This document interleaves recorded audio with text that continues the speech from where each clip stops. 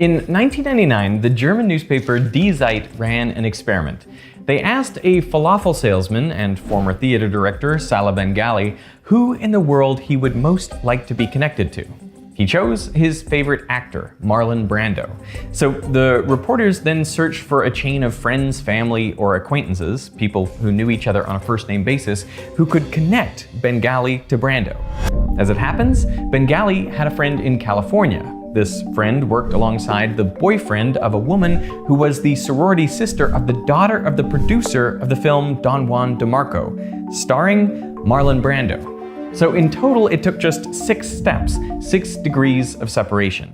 And the idea is that this is not a unique example, that you could connect any 2 people on the planet in 6 steps or less. But is it really true? And if it is, how does it affect our lives? How is this possible in a world of now 8 billion people, that we could be that close, just 6 hops or less? Does that affect how diseases spread, how information travels? Our math showed the question is not why is the world small, it's really how could it be otherwise? But then I got a call from the FBI. We are making the world smaller all the time. Like it's supposed to be good, and yet it does expose you to toxicity and malevolence that you might have been shielded from. You look at the net effect of it, and it's actually been pretty negative by a lot of measures. People have suffered. It's not only dangerous in terms of disease propagation, but anything malevolent now has conduits that it didn't used to have. If we were all connected to everyone else on the planet completely at random, then it would be almost a mathematical certainty that any 2 of us would be connected through fewer than 6 steps. Let's suppose I have my 100 friends out of 8 billion people. Each of them knows 100 people. So 2 steps away from me is going to encompass 100 times 100 people. That's already 10 to the 4th people. And so if you do 100 to the 5th power, that's 10 to the 10th. And that's more people than there are on Earth. So notice that number is 5. I said to the 5th power. That's the ballpark reason why 6 degrees of separation is true. But the shocking thing about this is the calculation you've just outlined is about having 100 friends at random out of 10 billion, and they're all over the world. But we know that in the real world, that's nowhere near what the distribution of friends are like. Absolutely true. So this really crude calculation I did is absurd for the reason that you said. The world is very far from random. The truth is, people naturally cluster geographically. Most of the people you know live close to you, and they also have a higher probability of knowing each other. If you calculate the fraction of people you know who also know each other, that is a measure of the clustering in the network. So let's try a model with a high degree of clustering. Imagine all 8 billion people on Earth are arranged into a circle, and say each person knows the 100 people closest to them, so 50 to the left and 50 to the right. Well, in this case, the furthest person you can connect to is just 50 people away. So if you wanted to connect to someone on the other side of the planet through a chain of people who know each other, well, it would take 80 million steps. And to connect any 2 people would take, on average, 40 million steps. Even just getting 10% of the way there would take 8 million steps, and 6 steps would get you, well, here. This is the paradox of 6 degrees of separation. We know that we live in these local clusters of friends and acquaintances, but we also seem to be able to connect anyone anywhere in just 6 steps. 10 years ago, I did my own experiment on this, and I found that the average Veritasium viewer was only 2.7 degrees of separation from me. In social science, this is known as the small world problem, named after the phenomenon where you're, say, on holiday somewhere and you bump into a stranger who somehow knows your best friend, and you say, wow, it's such a small world. In the mid-1990s, 2 mathematicians, Duncan Watts and Steve Strogatz, set out to solve this small world problem. Duncan really sort of had very far-seeing imagination at that point. We had computers that allowed us to simulate environments that were too complicated for math to work. Up until then, physicists had studied networks that were ordered and regular, like crystal lattices. And mathematicians like Paul Erdos had done lots of work on totally random networks. But no one had studied what happens in between. There must be some enormous middle ground, And that's what Duncan and I felt like we're starting to explore. To study this middle ground, Watts and Strogatz imagined a simple, regular network of people, or nodes, dotted around a circle, each connected to a few of their nearest neighbors. And so we had this idea, we're going to start with the physicist end of regular, and now we're going to turn the randomness knob to make it more and more random through these random shortcuts. We all have some experience with shortcuts. I belonged to this club called the Internet Chess Club. I got to be very friendly with a guy in Holland. That connection makes the world small because now, even though my friends don't realize it, they're only one step away from a guy in Holland. And so that kind of connection, where you sort of connect to someone outside your normal circle, is what we came to call a shortcut. So they went round the circle, disconnecting some of the links and reconnecting them at random to a different node in the network. And as they did that, they watched what happened to the average number of steps it took to get from any one node in the network to another, hopping between connected nodes. In other words, the degree of separation. This is now the moment for the big reveal.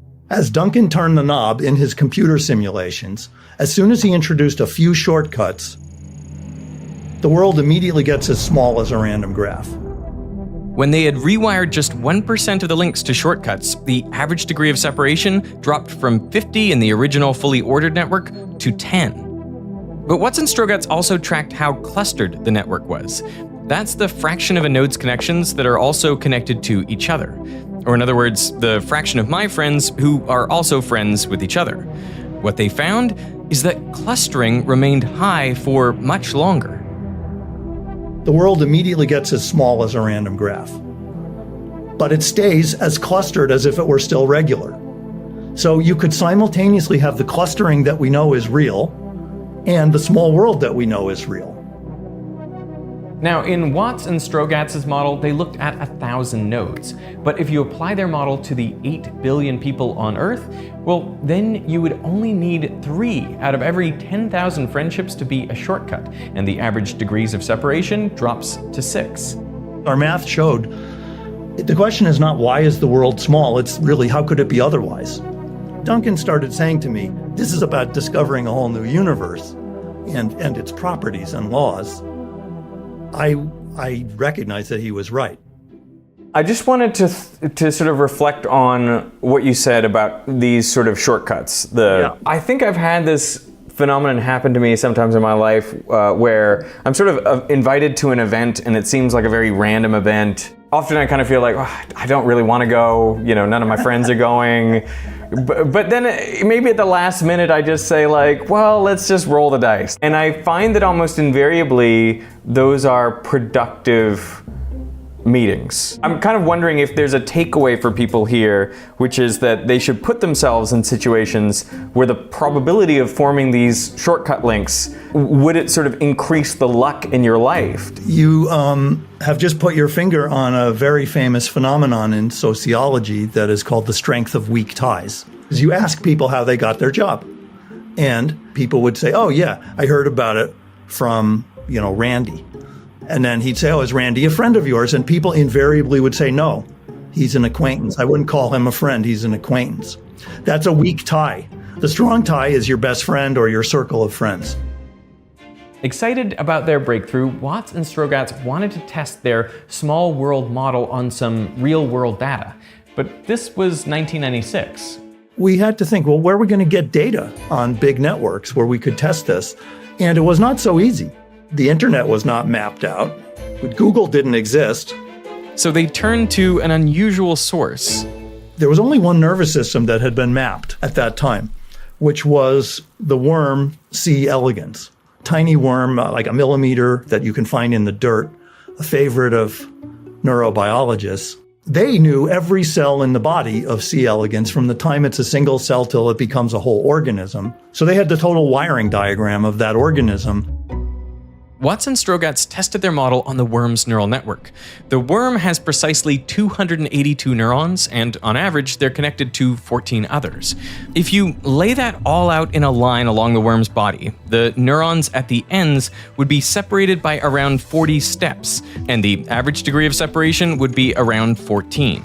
But when Watts and Strogatz ran the calculations, they found the average degrees of separation between any two neurons was just 2.65. To put that in context, if they were connected totally at random, it would be 2.25.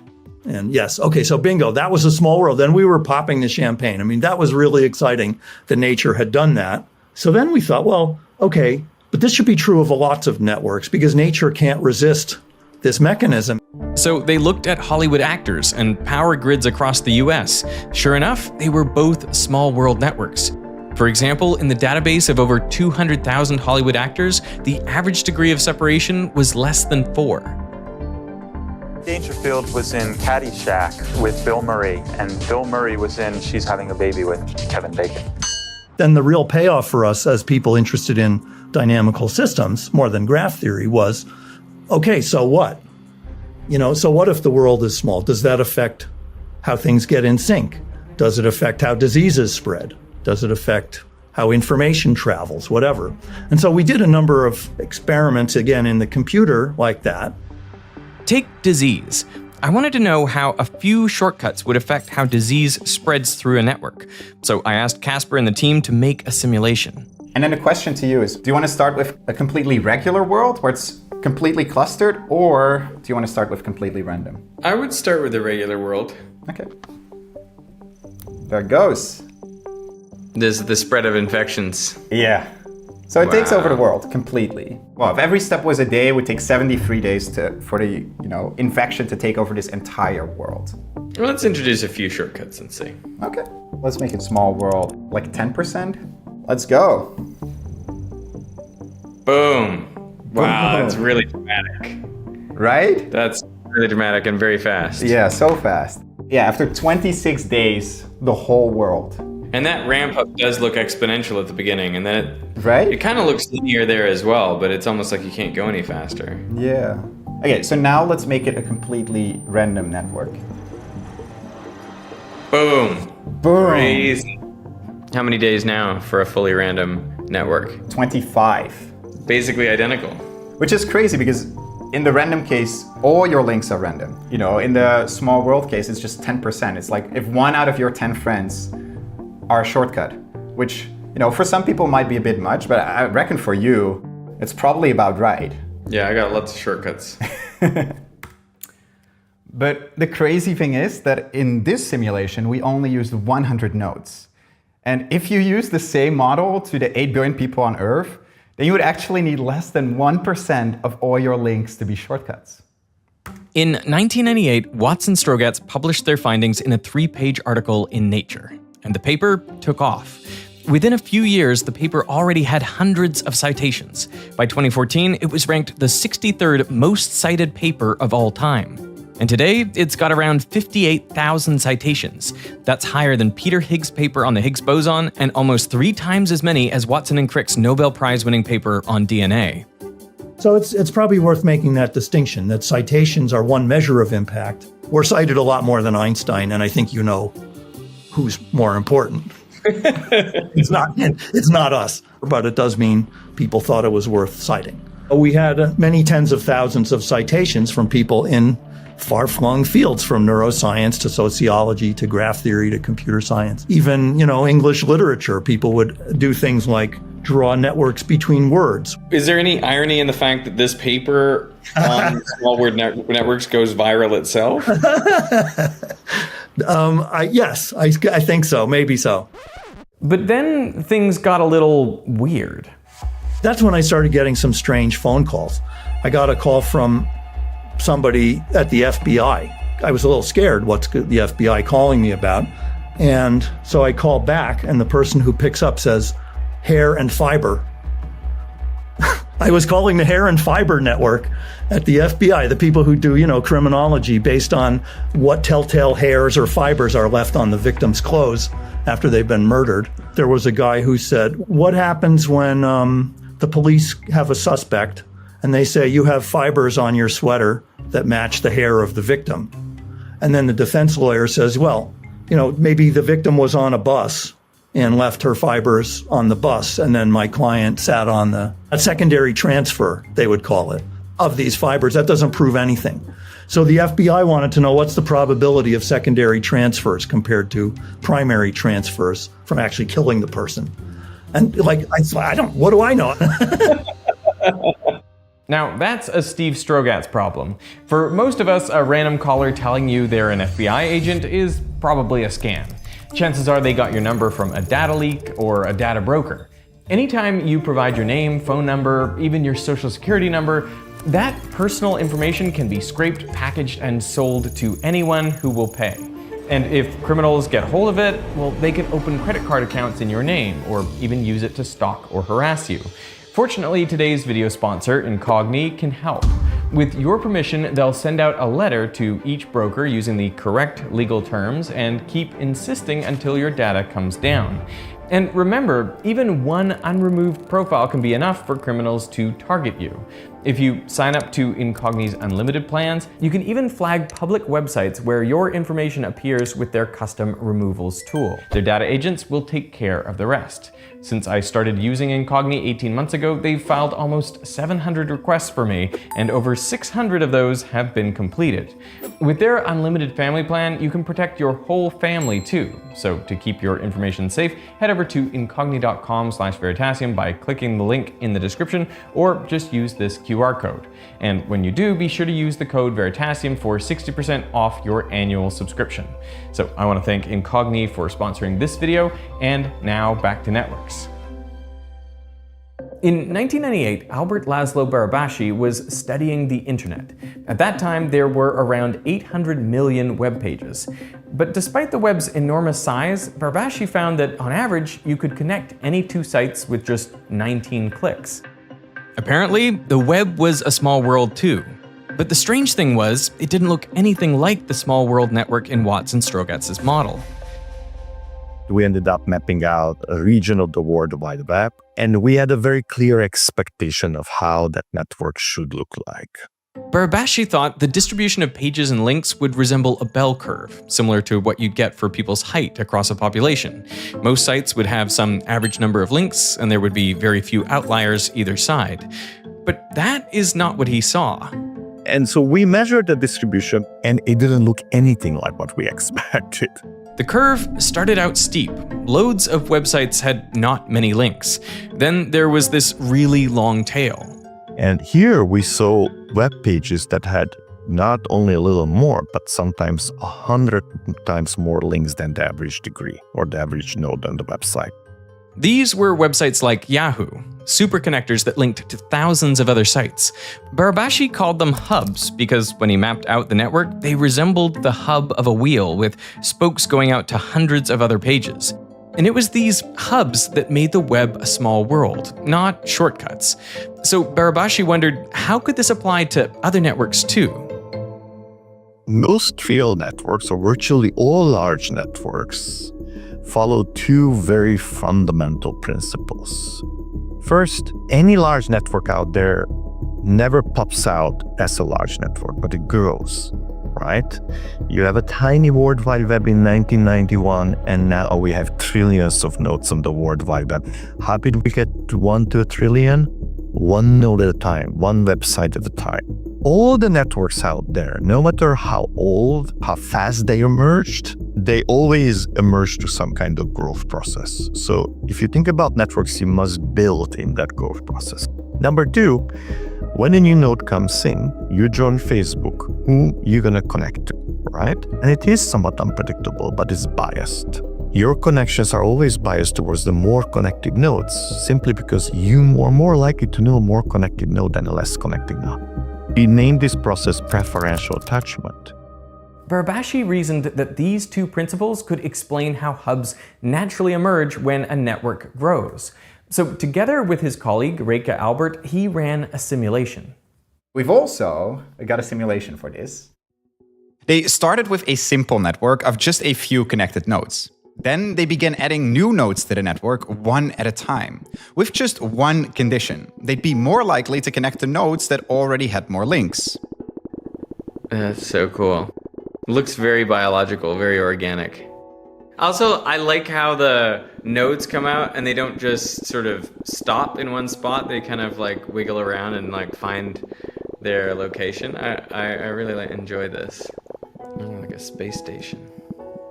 That's what I was thinking. Or like a space colony, right? Like Yeah, right? Like each little center one could be a planet, then you've got all the sort of stations going around it. Yes. So when Barabashi and Albert let these networks evolve, hubs emerged. And we showed that growth and preferential attachment together naturally lead to the emergence of the hubs. With this simulation, Barabashi and Albert showed how hubs could emerge in virtually any complex network. Take airports, for example. In 1955, Chicago O'Hare opened to commercial flights. Unlike neighboring airport Midway, it had long runways and plenty of space for new jet aircraft. Airlines began shifting service there. As more airlines connected flights to O'Hare, passengers had more options to connect, making it increasingly attractive. After deregulation in the 1970s, more airlines were free to add routes, and the feedback loop accelerated. Each new route made the airport more useful to passengers and more appealing to other airlines. Today, O'Hare is the most connected airport in the United States, with direct flights to well over 200 destinations. But we don't just see hubs in man-made networks. In food webs, you have a few keystone species like Atlantic cod that connect hundreds of predators and prey. And in the metabolic networks in our cells, you have a few molecules like ATP that govern hundreds of chemical reactions. In the neural networks in our brain, you have a few regions, like the prefrontal cortex, that link hundreds of different functions. Now, as each of these networks evolved and grew over time, you had new species, new reactions, and new circuits that latched on to what was already well connected. And so you get this sort of natural growth. Now, preferential attachment isn't the only mechanism that can create hubs. There are plenty of other factors at play, particularly in these more complex biological systems. But what Barabashi's and Albert's simulation showed is that all it takes is a tiny bias when growing a network, and hubs end up being inevitable.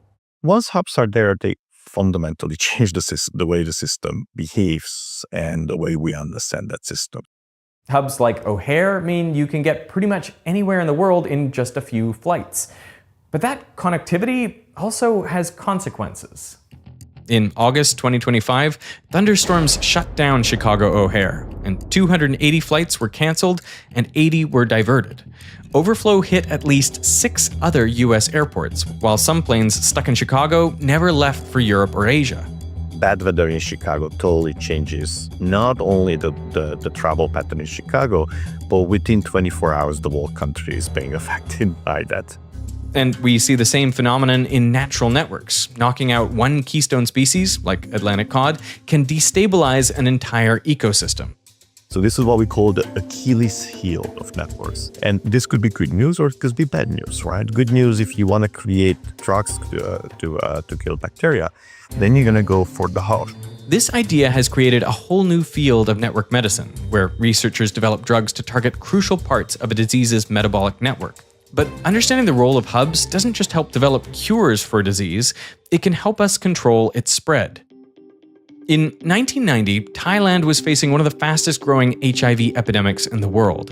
The government tried broad campaigns like posters, TV ads, and school talks telling everyone to use condoms. But the infection kept spreading. So in 1991, the government tried something different. They started targeting hubs. They told brothels around the country that every client must use a condom or else they'd be shut down. And the impact was huge. For example, HIV infections among young men joining the military dropped by more than 50%. And by 2013, Thailand's Ministry of Public Health estimated the policy had prevented over 5 million infections, all because they realized the importance of hubs. Hubs and shortcuts make any complex network more connected than it seems. That means things spread quickly, whether that's airport delays, information, or disease. But could that impact run even deeper? I mean, could the structure of our social network influence our very behavior and beliefs without us even being aware of it? Back in 1997, Watson Strogatz investigated just that, using a game called The Prisoner's Dilemma. It's probably the most famous problem in game theory, and it's used to represent a ton of different conflicts we see in the real world. We've actually done a full video on it before, but here's a quick recap. The premise is simple. A banker with a chest full of gold invites you and another player to play. You each get 2 choices. You can cooperate or defect. If you both cooperate, you each get 3 coins. But if you defect while your opponent cooperates, you get 5 coins and they get nothing. And if you both defect, then you each get 1 coin. So what would you do? Suppose your opponent cooperates, then you could also cooperate and get 3 coins, or you could defect and get 5 coins instead. So you're better off defecting. But what if your opponent defects? Well, you could cooperate and get no coins, or you could defect and at least get 1. So no matter what your opponent does, your best option is always to defect. Now, if your opponent is also rational, they'll reach the same conclusion, and therefore they'll also defect. And as a result, when you both act rationally, you both end up in the suboptimal situation of getting 1 coin each, when you could have gotten 3. But in 1980, Professor Robert Axelrod found that if you play your opponent hundreds of times, well then, cooperation wins out. He ran a tournament among the world's leading game theorists, and all the most successful strategies were nice. The winning strategy was called tit for tat because its default position was to cooperate, and it would only defect in retaliation. He also showed that a small cluster of cooperators can work together to overcome a world of defectors. So that's kind of the scene we're set in, right? You get to this realistic place where you get tit-for-tat-like strategies to sort of dominate the world. Because in Axelrod's tournament, every strategy played against every other strategy, or they only interacted sort of with their near neighborhood, which is, the small cluster. And now you could wonder, well, what if we start changing the way this works? What if we put them on a network? Well, Watts and Strogatz simulated their own version of the prisoner's dilemma that did just that. They set up a regular network where each player was connected to a few players on either side. Then, they would simultaneously play against all of their connections. The rules were simple. If most of a player's connections cooperated, then that player would also cooperate. But if most of their connections defected, then they would defect in retaliation. They started with a small cluster of cooperators surrounded by defectors, and they watched the network evolve. Over time, what they saw was cooperation spread, just like what Axelrod had found. But then they reran the simulation, this time with a few links rewired to shortcuts, and all of a sudden, the cooperators were crushed, and they ended up with a world of defectors.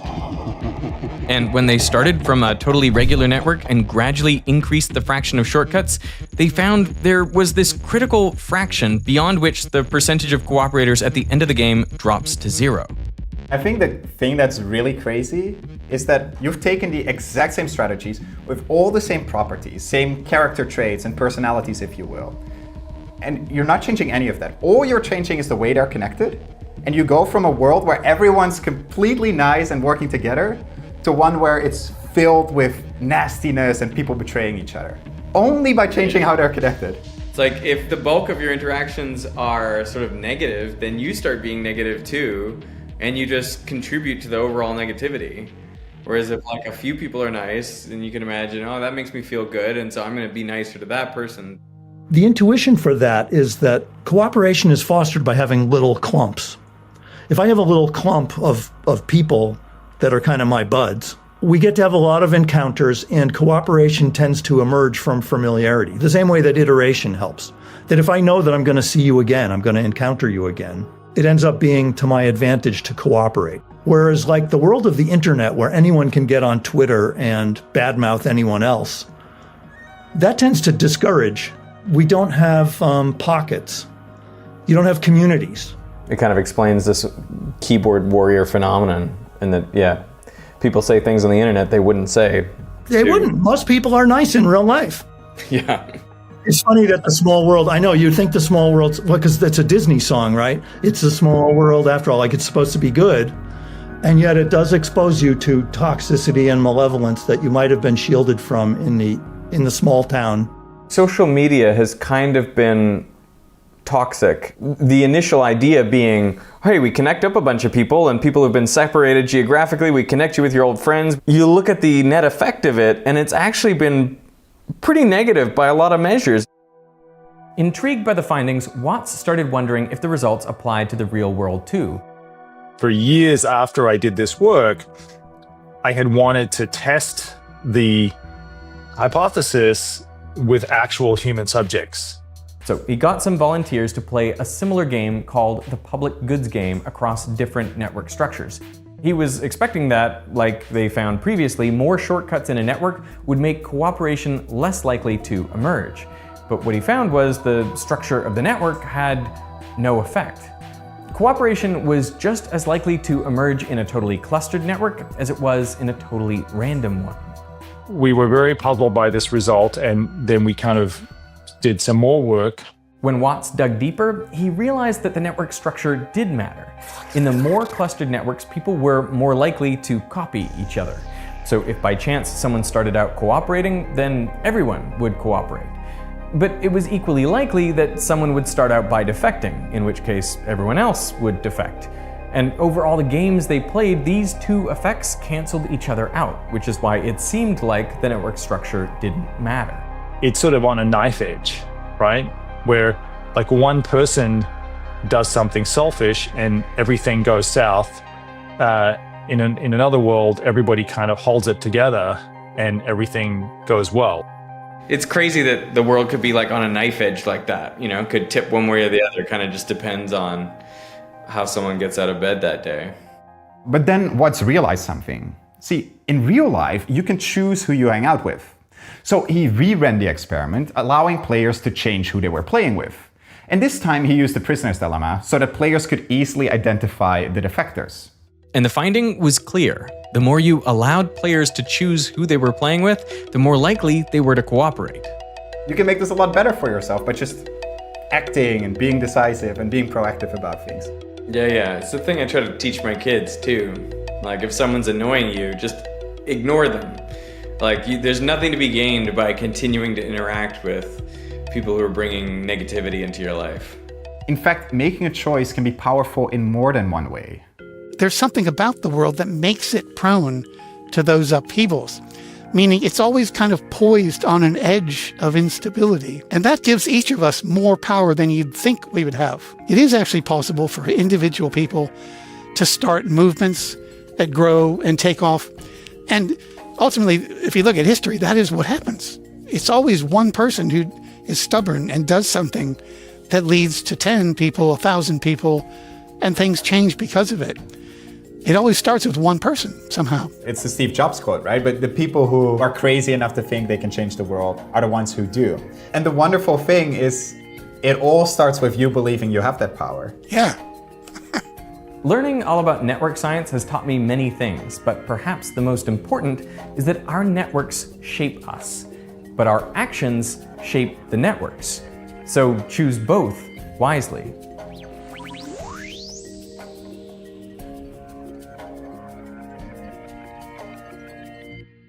Hey, if you made it this far, all the simulations we ran through with Derek, we will actually make them available on a website that you can go to so you can play around with them yourself. So thank you so much for watching. We really appreciate it. And yeah, see you for the next one.